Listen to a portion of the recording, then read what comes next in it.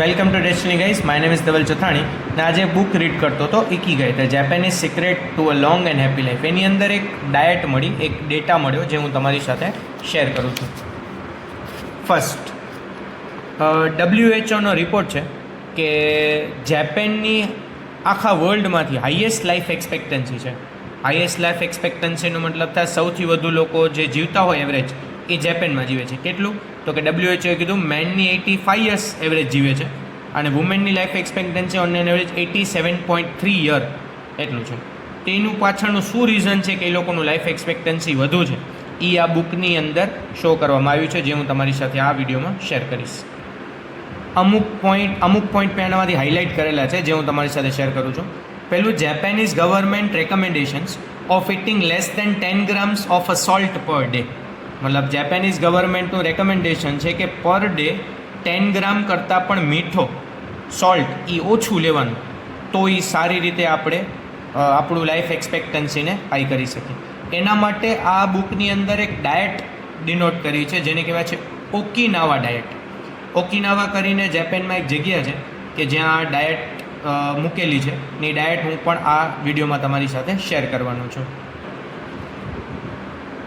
જેનામાં આ જે ઓકિનાવા છે એનામાં જે આ ડાયટ છે એ માર્કોટો સુઝુકી કરીને કાર્ડિયોલોજિસ્ટ હતા ત્યાંના, એમણે આ ડાયટ મૂકેલી છે જેને ઓકિનાવા પ્રોગ્રામ તરીકે ઓળખવામાં આવે છે. હવે એવું એ લોકો શું કરે છે જેના લીધે એ લોકોનું લાઈફ એક્સપેક્ટન્સી એટલું હાઈ છે? તો અમુક પોઈન્ટ મેં આની અંદર હાઇલાઇટ કરેલા છે. પહેલું point, local eat wide variety of foods. એ લોકો wide variety of foods per day ખાતા હોય છે. આપણે નોર્મલી 1 થી 2 ફૂડ ખાતા હોય, એ લોકો ઘણા બધા variety of foods per day એ લોકો ઈટ કરતા હોય છે. એસ્પેશિયલી તો કે vegetables. They are on an average 18 different foods each day. એટલે ઈચ ડેના એ લોકો ઓન એન એવરેજ 18 જેટલા ડિફરન્ટ ફૂડ શું કરે છે? ટ્રાય કરે છે. જેનામાં at least 7 types of fruits and vegetables consumed Okinawa કરીને જે જાપાનમાં જગ્યા છે ત્યાંના લોકો 7 ટાઈપના ફ્રૂટ અને 7 ટાઈપના વેજીટેબલ ડેઇલી બેઝ ઉપર એ લોકો કન્ઝ્યુમ કરે છે. ડેઇલી બેઝ ઉપર 7 types of fruits and 7 types of vegetable they all are consuming. એનામાં એ લોકો મેઇનલી ડાયટમાં શું એ લોકોએ કવરઅપ કર્યું છે? તો લખેલું છે કે વેજીટેબલ એ લોકોનો મેઇન છે, પોટેટોસ એ લોકોનો મેઇન છે, લેગ્યુમ્સ એટલે કઠોળ એ લોકોનો મેઇન છે, સોયા પ્રોડક્ટ લાઈક ટોફુ જેને આપણે પનીર જેવું કહીએ, તો એ બધા જેનામાંથી પ્રોટીન એ લોકોને વધુ મળે, આ બધું ઓકિનાવા ડાયટની અંદર મેન્શન કરવામાં આવ્યું છે, જેનાથી એ લોકોને કેલરીઝ અને પ્રોટીન ડેઇલી બેઝ ઉપર વધુ મળતા હોય છે.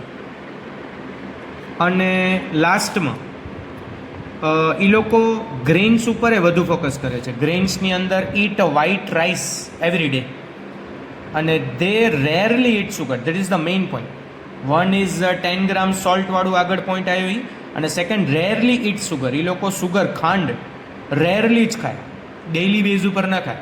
ઇફ ખાવી પણ પડે તો એ સુગર કેનના ફોર્મમાં થાય, જે ડાયરેક્ટલી ખાંડ આવતી હોય નહીં, સુગર કેનના ફોર્મમાં જે સુગર આવતી હોય, ખાંડ આવતી હોય એ લોકો ખાતા હોય. બાકી એ લોકો રેરલી સુગર કન્ઝ્યુમ કરે છે.